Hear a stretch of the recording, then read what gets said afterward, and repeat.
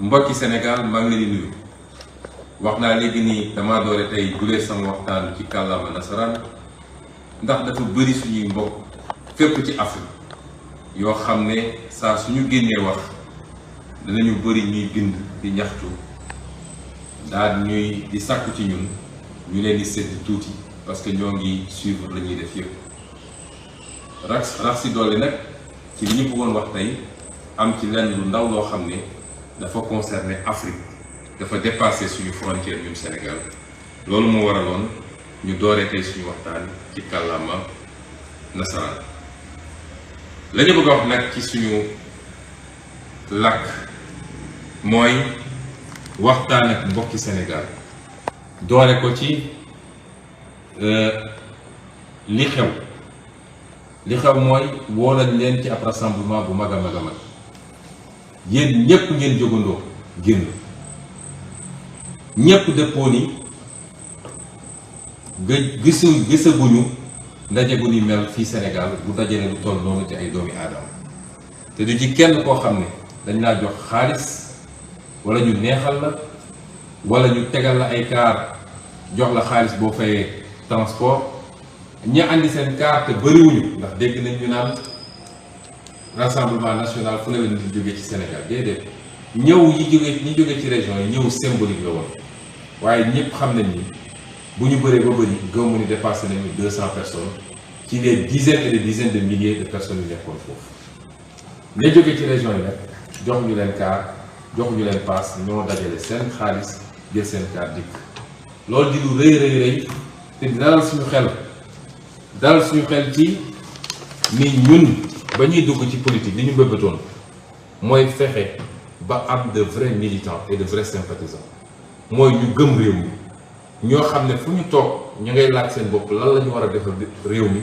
waaye du ñu mel ni ñi ñu fi fekk ci politique nga xam ne fu ñu toog ñu ngi naan naka la ñu fexe ba jëriñoo ñun réew mi loolu dafa mel ni ma ngay bëgg a sotti te yëg-yëg bi nit ñi am nañ ko rawatina nag ndaw ñi loolu ñu wane keroog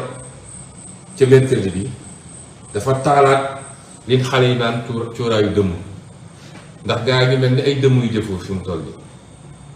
déggante démb ak tey mbóot yépp génn nañ ku nekk ngi caw-caw yi ku nekk ngi mbéj-mbéj wax ji bëri na la ci ëpp nag ay saaga la ak ay menaces waaye balaa may ñëw ci ñooñ damay wax ni génn bu njëkk mooy génnu seen njiit ñoom muy Macky Sall ñun suñu bëggee waxtaan ak Sénégalais fii la ñuy waxtaan ak Sénégalais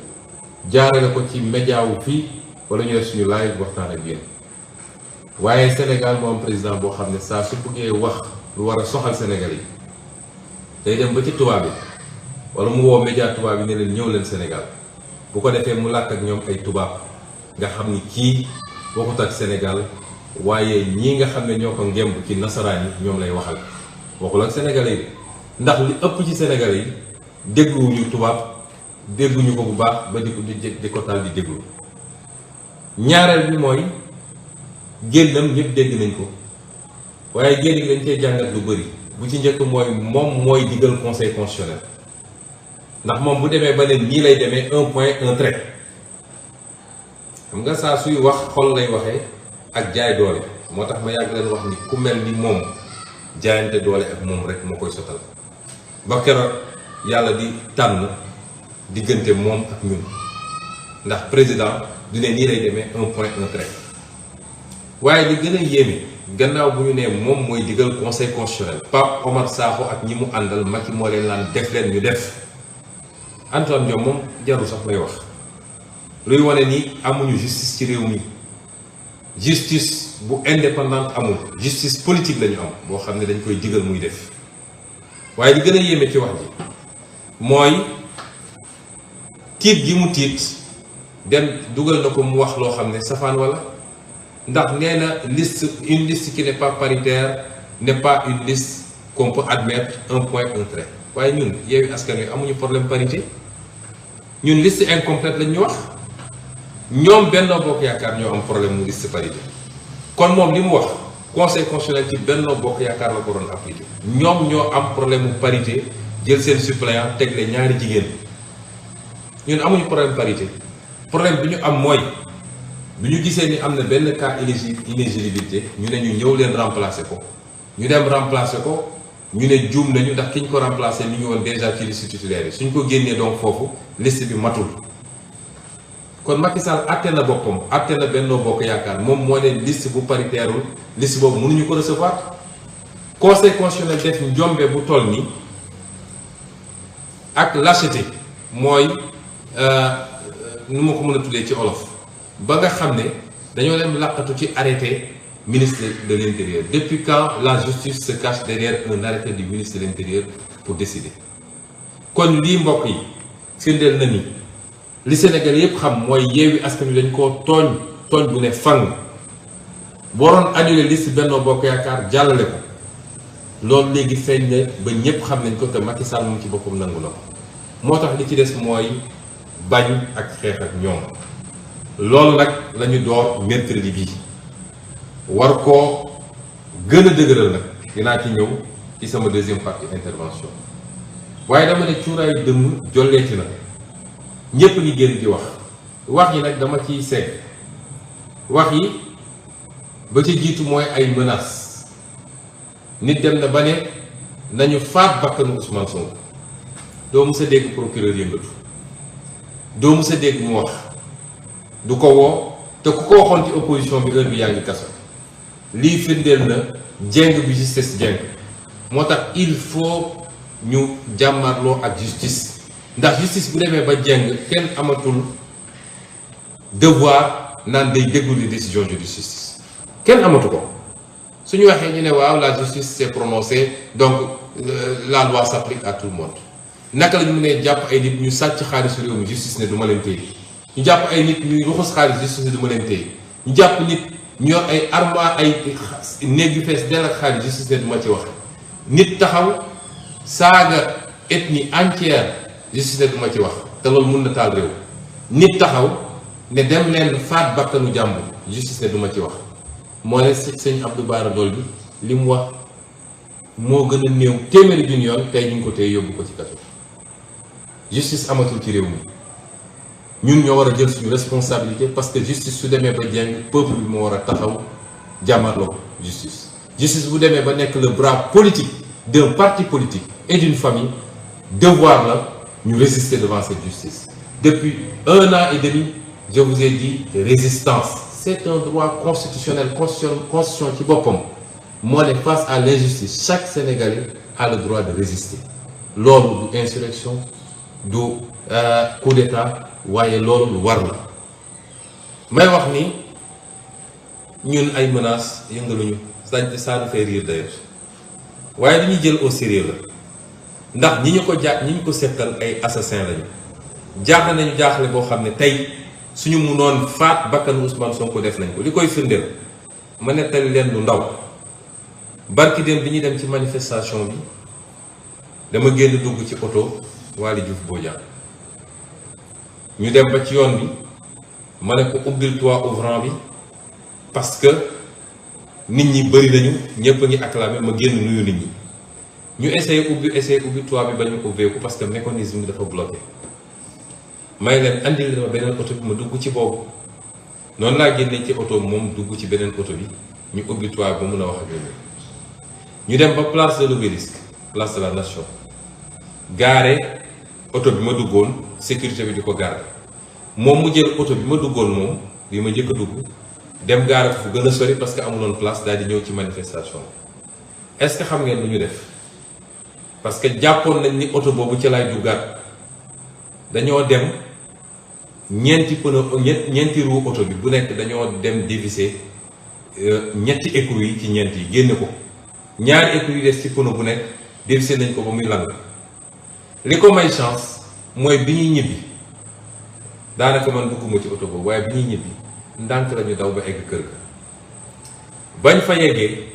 muy dem dégg oto bi def bruit bu bëri mu woo mécanicien bi ne ko oto bi am na lu ci nekk xam naa moteur bi mécanicien bi ñëwee xool ne ko yow est-ce que gis nga oto bi li ci nekk ñeenti pneu yëpp dañoo dem bu dévisser écrou yi oto bi bu dawoon 70 kilomètres à l'heure musiba am buñ ko waxee nag maa ngi dégg déjà seeni coow dañ naan waaw victimisation nangam na Sénégalais xam nañu man duma victimisation ragal mooy victimisé wu. ñi daan dem di dem wër ci sëriñ si dem gis église bi dem gis fu nekk di jooy naan dañ may tëj ñooñu ñooy victimisé wu mais man buñ ma bëggee teg lu dul yoon damay jël sama responsabilité résister boo ma munee duma ma boo ma munul it di nga ma bàyyi ak sama jàmm. kon ñun du ñu inventé dara gis ngeen photo yi wan nañ ko fu ne ci internet bi ay assassin la ñu amal affaire suñu demee ba jaaxle ba xam ni lii moo ci des ñoom ak ñi leen gemb leen moo leen dese mooy nañuy def lu ñuy def ba faat bakkanu ki ñu jàppal. ma leen di wax nag ni bis bu seen bëbët yeggee ci ngeen ni soog a am problème nag ndax problème amagu leen ko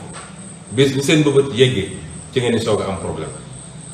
ndax nun dañuy def ragaluñ ci dara te duñ ci deltu gannaaw bis bu ne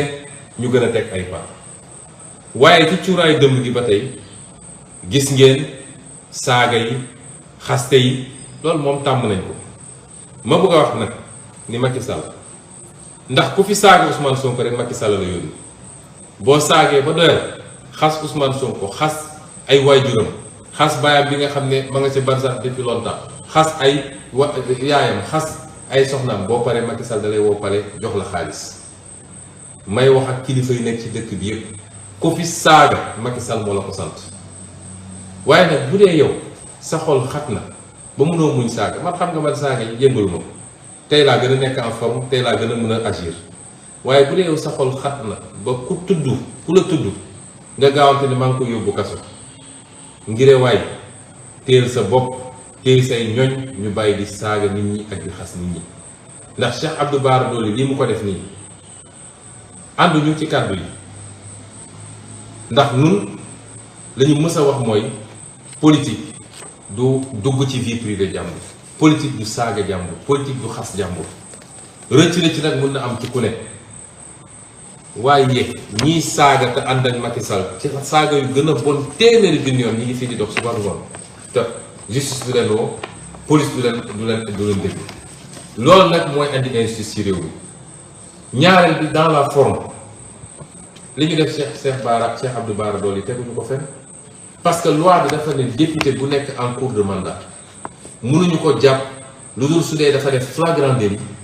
wala mu def li muy def ba pare di daw ñu jàpp ko ci jamono ji muy daw te bu boobaa bu amee en flagrant délit donc nga ko mën a juger mais jàpp ko ne flagrant délit la def daa dem ba ci biir procureur ne instruction la ñuy def détournement de procédure la lii lañ ma bëggoon def février 2021 lii lañ ma bëggoon def man lànk ne duñ ma ko def nag looloo andi li xew février ba mars 2021 Moustapha Niass bu doon président de l'Assemblée nationale bu baax moom mooy dem génne ji Cheikh Abdou Bara Dolly parce que dañoo xotti worma Assemblée nationale rien que pour régler des comptes ak jàpp ni bu ñu téye Cheikh Abdou Bara Dolly dina wàññi dara si suñu campagne ci Mbàkke waaye nax na seen bopp bu soobee kiy bind Mbàkke ci nii wala ci nële daan ko gañe cuuraayu dëmm bi ba léegi nee nañu dellusi nañu léegi ci MFDC nee nañ dañoo jàpp ay rebelle MFDC xam nga li gën a bon ci waa APR mooy mag yoo xam ne dañuy xëy ngeen jégal mu ci kàddu di fen ba guddi amul ministre amul président amul directeur amul Sénégalais yi léegi mënuñoo dégg lu jóge ci APR ba jàpp ni lii dëgg la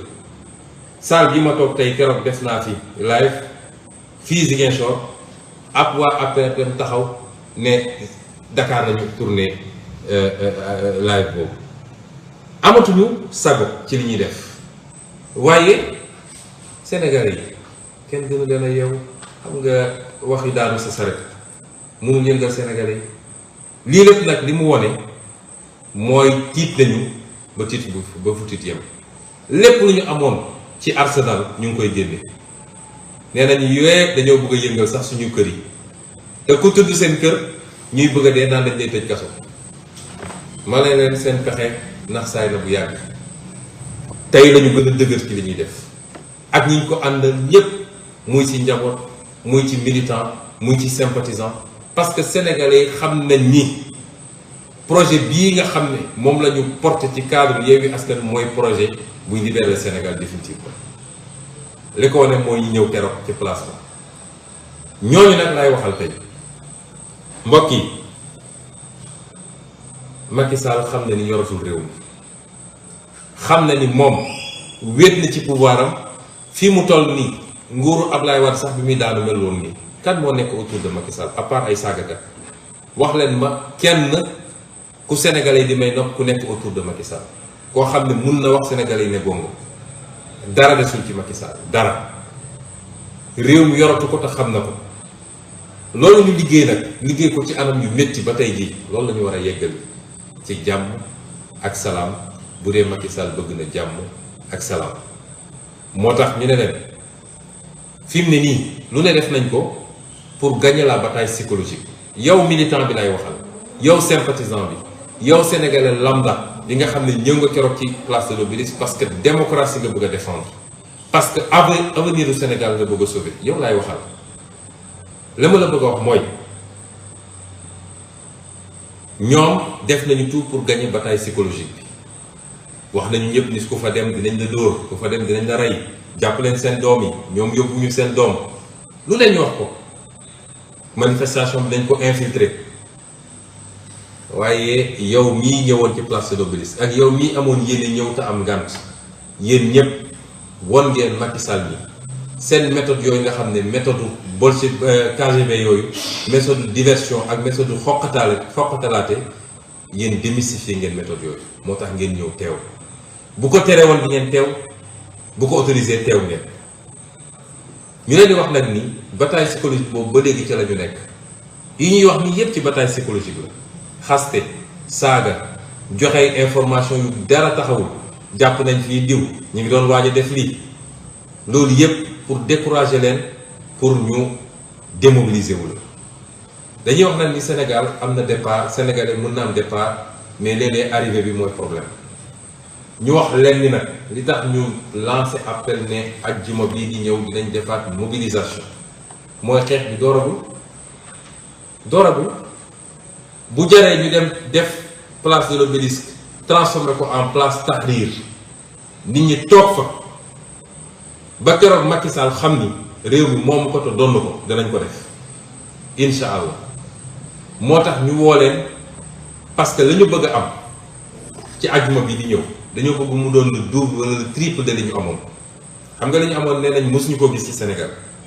tey dañoo bëgg mu doon le double ou le triple de li ñu amoon te xam ngeen ni lu mën a nekk la ndax bëri na ñoo xam ne gàtt bi préparation bi gàtt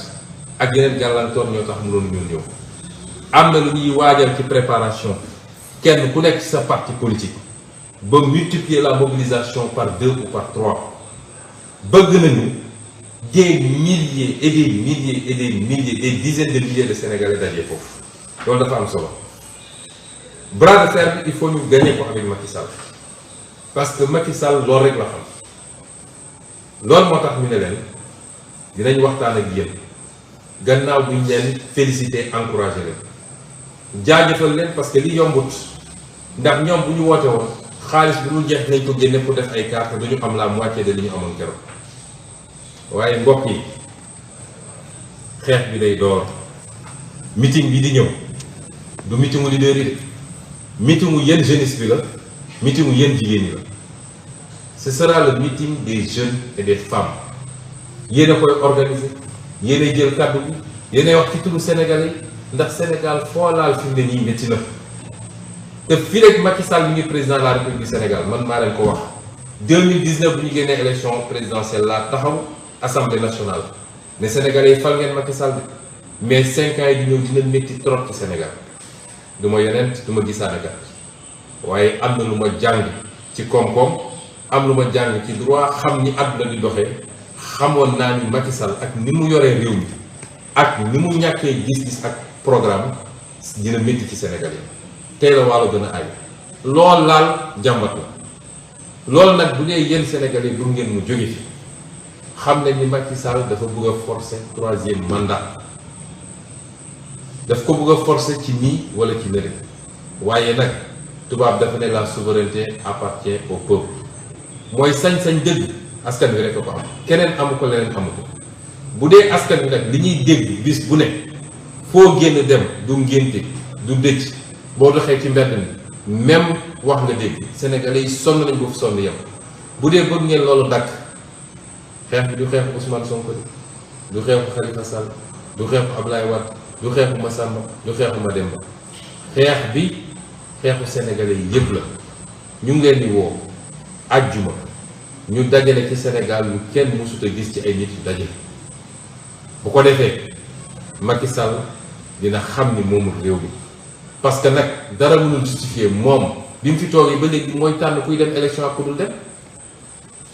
est-ce que loolu sénégalais yi nañ koo nangu sénégalais yi amuñu sañ-sañu tànn ku leen neex Macky Sall bu ko neexee mu ne Khalifa Sall du bokk bu ko neexee mu ne Ousmane Sonko du bokk bu ko neexee mu ne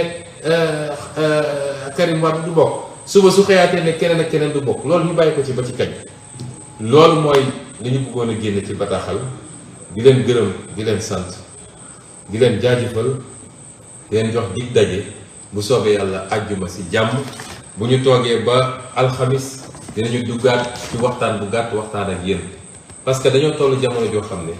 il faut ñuy jokkoo di waxtaan ñu bëri dañ daan déet sa kàddu na néew waaye kàddu dina am jamono joo xam ne dafa war a néew am jamono joo xam ne dañu war a di waxtaan ak askan wi ci jamono jooju la ñu toll kon ñu ngi leen di gërëm di leen souhaiter ngeen fanaan jàmm